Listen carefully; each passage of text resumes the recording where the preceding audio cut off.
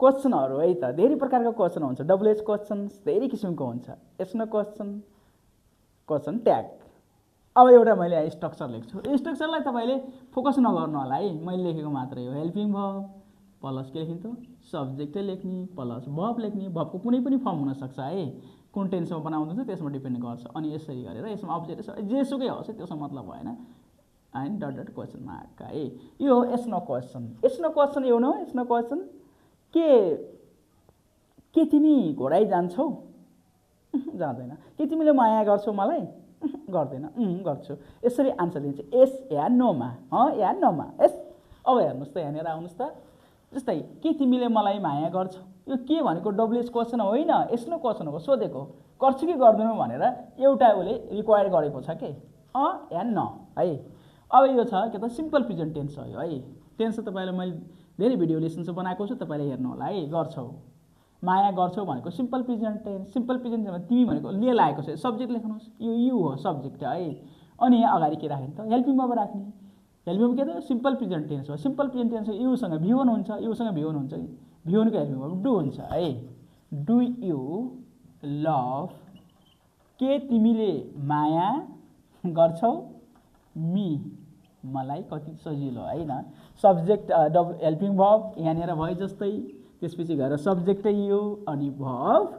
love अनि dash dot डटमा me छ के तिमीले मलाई माया गर्छौ यसरी तपाईले सेन्टेन्स क्वेशन सोध्न सक्नुहुन्छ यसनो क्वेशन अब नम्बर 2 मा हेर्नुस् त तिमीले मलाई माया गर्छौ कि गर्दैनौ यस्तो पनि हामी क्वेशन गर्छौं है त अनि यो लेखिहाल्नुस् है डु यु सेम यस्तै हो डु यु लभ मी के तिमीले मलाई माया गर्छौ कि गर्दैनौ कि भनेको अर भनेको है do you love me or not not भनेको कि गर्दैनौ र भनेको है डु यु लभ मी तिमीले मलाई माया गर्छौ कि गर्दैनौ नट यस्तो है गर्दैनौ भनेको नट गर्दैनौ यहाँ मिस्टेक भएको छ नेपाली बुझ्नु है अब नम्बर 3 मा हेर्नुस् त अलि फरक छ है त के तिमीलाई थाहा छ मैले तिमीलाई माया गर्छु कि गर्दैन भनेर क्वेशन गर्न सक्नुहुन्छ अनि अर्को चाहिँ तपाईले जो रेस्पोन्स दिने मान्छे हो जसलाई हैन आन्सर दिने हो उले भनेको के तिमीलाई थाहा छ मैले तिमीलाई माया गर्छु कि गर्दैन भनेर उले फेरि तपाईलाई प्रति प्रश्न गर्न सक्छ है क्रस क्वेशन गर्न सक्छ है त्यसको लागि डु यु नो भनेको के तिमीलाई थाहा छ भनेको डु यु नो अनि एउटा वर्ड तपाई राख्नु पर्ने हुन्छ वेदर यो भनेको है कुनै धेरै अप्सनहरु मध्ये एउटा कुनै धेरै विकल्पहरु मध्ये एउटा भनेको तिमीले माया गर्छौ कि गर्दैनौ मैले माया गर्छु कि गर्दैन के तिमीलाई थाहा छ भनेर यो तपाईले वेदरको युज गर्ने है डु यु नो के तिमीलाई थाहा छ वेदर है आई लभ यु मैले तिमीलाई माया गर्छु अर नट गर्दैन यसरी बनाउन सकिन्छ है डु यु नो के तिमीलाई थाहा छ मैले माया गर्छु कि गर्दैन यसो हो अब यहाँ के छ त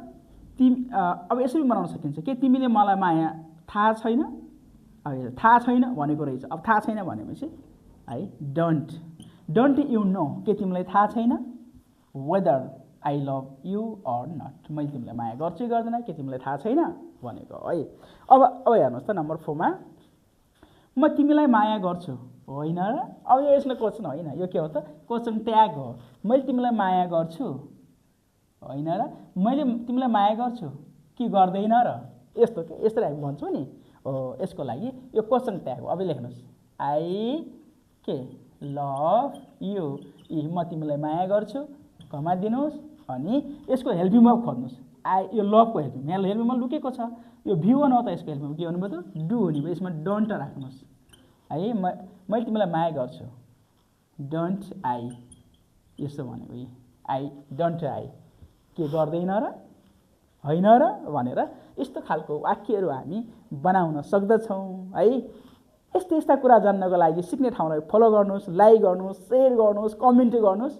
र त्यो भन्दा बढी इन्फर्मेसन चाहिन्छ इनबक्समा आउनुस् तपाई जिरो भए पनि तपाईले धेरै प्रोग्रेस गर्नुहुन्छ इंग्लिशमा सरकारी स्कुल विद्यार्थी हो इट डजन्ट म्याटर के तपाईले धेरै गर्न सक्नुहुन्छ thank you for listening thank you